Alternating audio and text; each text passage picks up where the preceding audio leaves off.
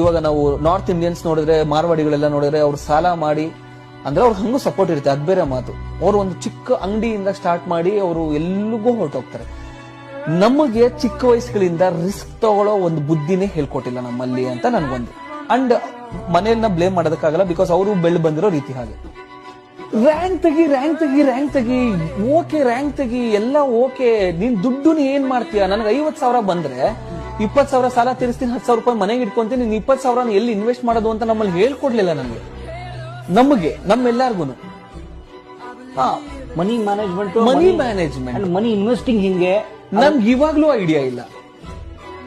ನಾವು ಕನ್ನಡಿಗರು as a community, ನಾವು ಚಿಕ್ಕ ವಯಸ್ಸಿಂದ ನಾವು ನಮ್ಮ ಮಕ್ಳಿಗೆ ಅವ್ರು ಬಂದು ಅತಿಕ್ರಮಣ ಮಾಡಿದ್ರು, ಅವ್ರು ಬಂದು ನಮ್ಮ ಬಿಸ್ನೆಸ್ ಗಳಲ್ಲಿ ನಮ್ಮಲ್ಲಿ ಬಿಸ್ನೆಸ್ ಮಾಡ್ತಿದಾರೆ ಅಂತ ಹೇಳೋದ್ರ ಬದಲು ನಾವು ಐ ಥಿಂಕ್ ನಮ್ಮ ಜನರೇಷನ್, ನಮ್ಮ ಮಕ್ಳಿಗೆ ನಾವು ಅದನ್ನ ಕಲ್ಸೋದಕ್ಕೆ ಸ್ಟಾರ್ಟ್ ಮಾಡಬೇಕು. ನಮ್ಮಲ್ಲಿ ಆಂಟರ್ಪ್ರಿನರ್ಶಿಪ್ ಬರಬೇಕು, ನಮ್ಮವರು ಬಿಸ್ನೆಸ್ ಮಾಡೋದಕ್ಕೆ ಸ್ಟಾರ್ಟ್